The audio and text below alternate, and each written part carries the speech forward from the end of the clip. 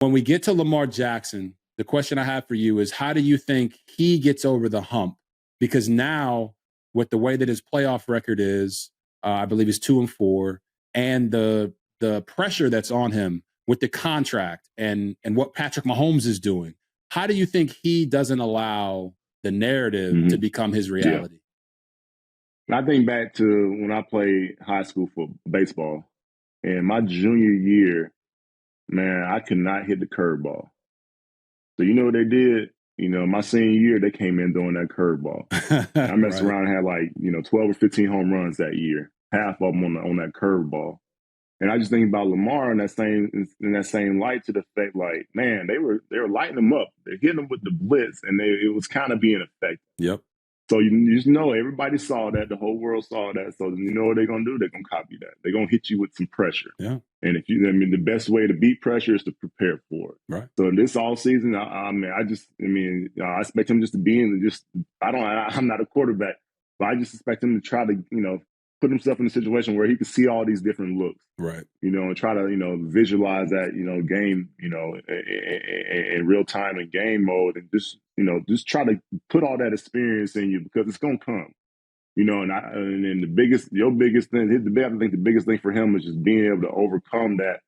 So when they bring that pressure, you hit them with a dagger, and we got a whole different outcome. We got a whole different narrative. So, I know that they're gonna try to heat him up. I feel like that they got to him a little bit, and just be ready for that. Just be ready for that next year. I mean, what is he going in his 8th year or something like that? He'll be going into his 7th year. Yep. 7th year. Oh, shoot. So he's younger than I thought. Good. Yeah. So he got plenty of time. But, like I say, these years when you got these squads, like, man, you can't take that for granted, because you don't know how it's going to look in another 2 years. Yeah, no doubt about it. And, I actually tweeted out something after the game talking about Greg Roman, their former offensive coordinator, who I had the honor to work with in Baltimore.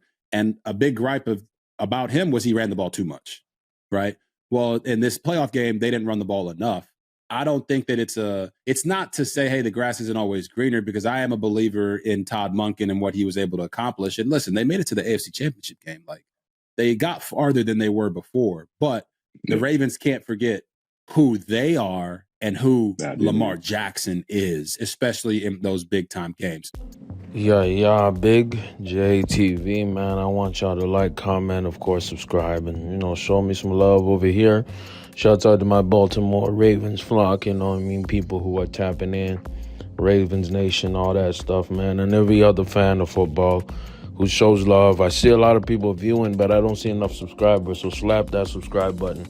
If not, at least slap the like. That helps a lot.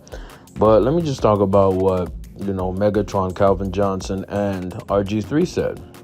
And what they talked about essentially was the key. And the key to stopping Lamar, at least from what we've seen in a lot of playoff games, is getting him to panic, all right, blitz him and pressure him very hard and very fast, all right? And having that type of game plan where sometimes you show blitz, and instead of blitzing, you go in coverage, right? That's definitely going to get Lamar in his head too much and not playing free-flowing good football. And let me tell you something that's interesting. When Lamar played the Ravens when they played the San Francisco 49ers on Christmas, right? What happened during that game is almost the exact opposite. What happened during that game is that the Niners brought a lot of pressure on Lamar. A lot of blitzes coming towards Lamar. You know what I mean? And in the very first, few quarters, the first quarter specifically, it was getting to Lamar. But then right after, he started getting comfortable, running the football, and getting out of the pocket, scrambling, and got so comfortable that he threw 5 touchdowns, right? Maybe he threw 3 and then ran in for 2, something like that. He got really comfortable and got in rhythm and got in his flow and was able to score multiple touchdowns and run some in, right? Why did this happen? I'll help you out. It happened because Lamar was comfortable and wasn't panicked, right? And that's the thing about the blitz. When you blitz somebody, or you at least show a quarterback blitz, right? Or maybe you do a fake blitz where instead of, bringing the fire, you just bring 4, you know what I mean? Or just rush 3.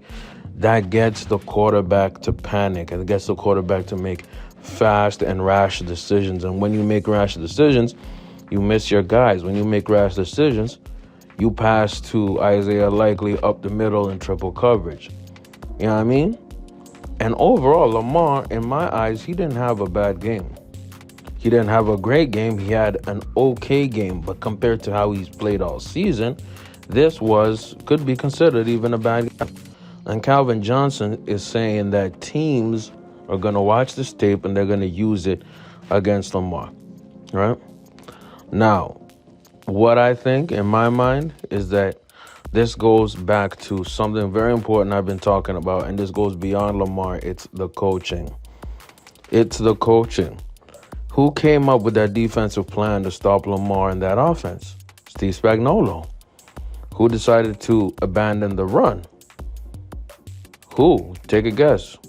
Yes, John Harbaugh.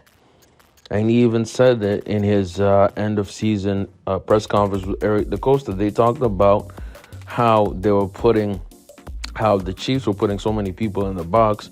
They decided, hey, we're going to, counter that by going in the pass game.